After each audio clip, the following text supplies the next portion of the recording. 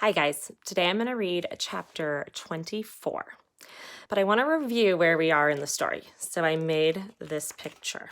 Let me try and turn the camera around. Hold on. Okay, so here's where we are. Nell and Aunt Kitty are headed to Atkinson, Mississippi.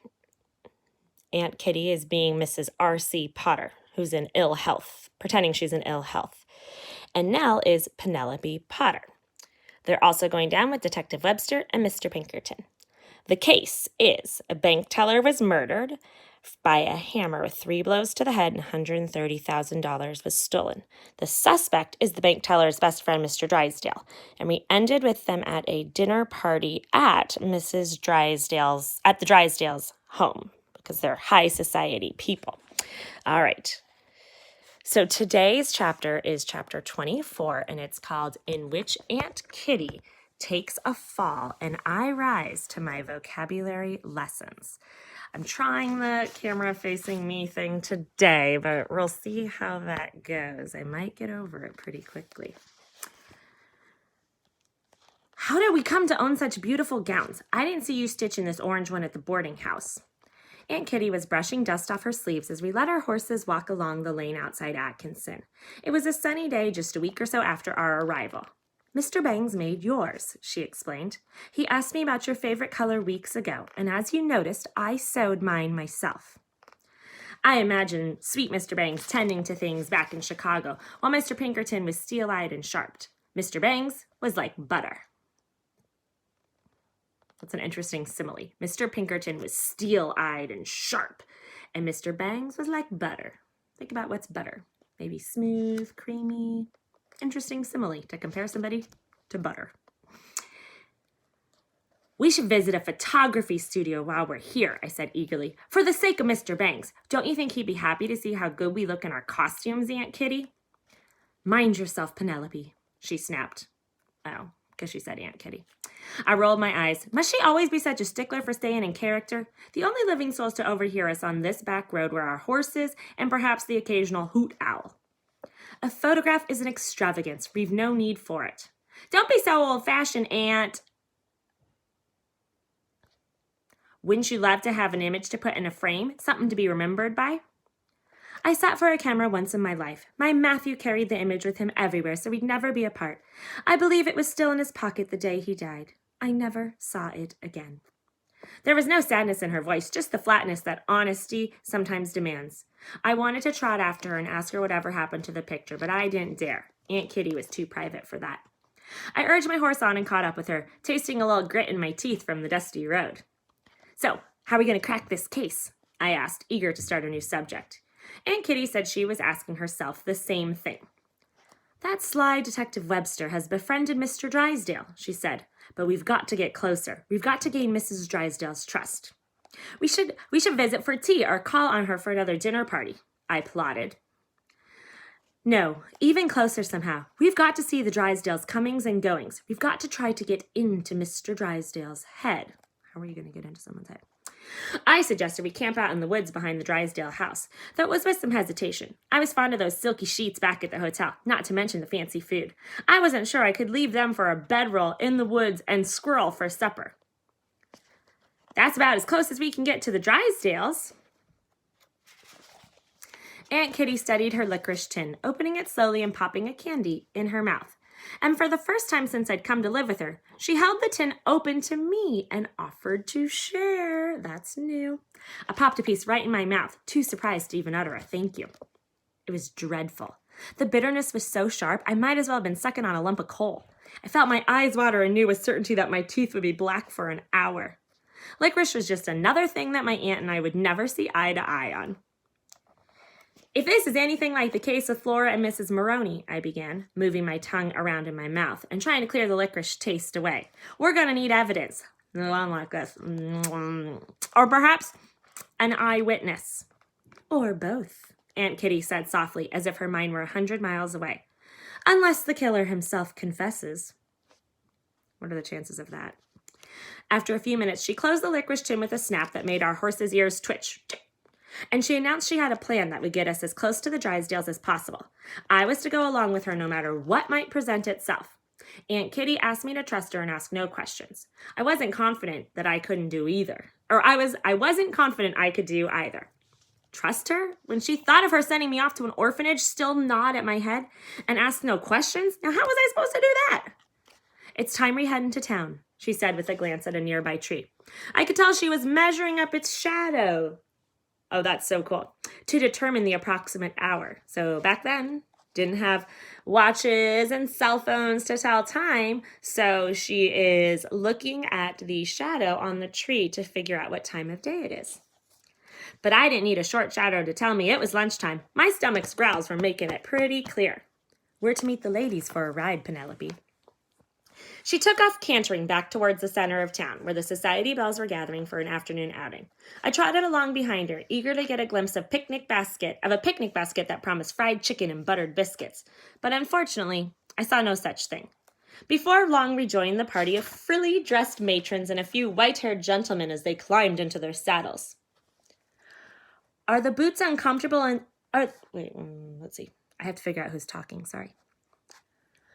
Are the boots uncomfortable in the heat, Miss Penelope? One of them was asking me, her forehead crinkled up like a dumpling, like a roll, as she tried to appear sympathetic. An affliction of the foot must be hard on a young girl. Oh yeah, because remember she said she's got something wrong with her feet, and then she has to wear those really ugly boots that don't match her fancy dress. They're remarkably comfortable, ma'am, I asserted, trying not to take offense at her clear disdain for my favored footwear. I forced a grin and let my mare trot on ahead. We picked up a storm of dust as we galloped along another lane into the country. I was deep in thought. My mind was like a pendulum on a grandfather clock, swinging back and forth between vivid thoughts of a fried chicken lunch and the holy head of the hammered bank teller. When a scream yanked me back to the here and now.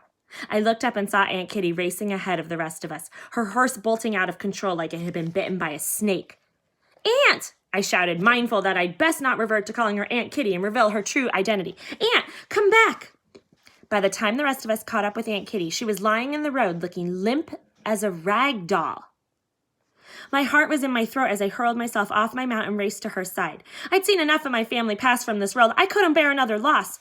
Are you all right, Aunt? I gasped, pulling her head into my lap and brushing the dirt from her hair. My hands were trembling as they touched her face. Her cheeks were hot and a deep pink. Let Mrs. Drysdale do this, she hissed through clenched teeth, opening one fierce eye to stare up at me. Make room for her. I figured it out. Did you guys figure it out? Immediately, I knew Aunt Kitty was fine, and this was all part of the scheme. I fought the urge to throw my arms around her neck and hug her for joy. Instead, I scooched aside as Mrs. Drysdale rushed in to help. Oh, good heavens, Mrs. Potter, she said urgently, clumsily adjusting my aunt's head and placing it on her full skirts. You're alive. I thought for sure that horse had broken your neck. My aunt mumbled something indecipherable and made her eyelids flutter groggily. The effect was convincing, and Mrs. Drysdale called to the others for help. We just happened to be in front of my property, she announced. We'll take Mrs. Potter into my home to recover. By the looks of it, she'll need plenty of bed rest before she'll be herself again. And that was how we moved in the bedroom next door to a murder suspect. Da-da-da. Did I read the title of this chapter? I kind of already forgot if I did. It was called In Which Aunt Kitty Takes a Fall. So we've definitely done the Aunt Kitty taking a fall part. And it was a make-believe fall, also that they could get into the Drysdale's house for her to recover. I wanted to stop, but the story was getting too exciting. And you guys know I haven't read this ahead of time. But there were some really good similes in there. I really liked the one about the grandfather clock, the pendulum swinging back and forth as her thoughts were kind of going from side to side. And then it said how her horse bolted as if it had been bitten by a snake. So to really show that the horse took off running. Another one that I noticed that I liked too was she was lying on the road looking limp as a rag doll. So a rag doll is kind of like a soft doll. So if you kind of like were to just toss it on the ground, it would just kind of be like, okay. So that's how Aunt Kitty made herself look. She did an awesome job. Okay, back to it. I'm only about halfway through this chapter, so I might have to do a part 1 and part 2 on this video because I don't know if my phone will be able to upload everything. Here we go. I will sleep with the fireplace poker in my hands, I was telling Aunt Kitty as I plopped down on the lumpy feather bed, the heavy iron bar across my lap.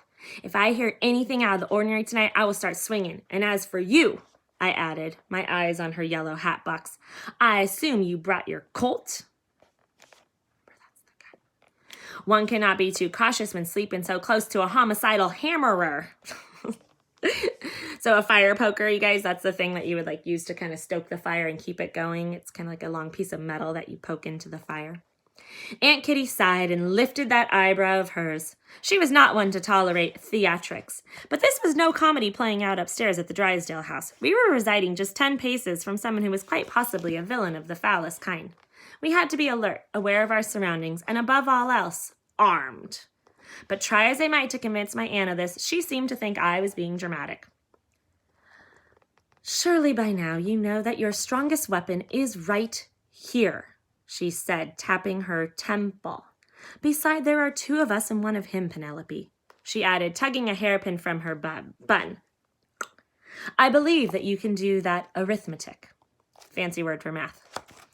She could dismiss my preparations if she wanted, but I likened our arrangement to the night I had to fight off a pushy raccoon back on the farm.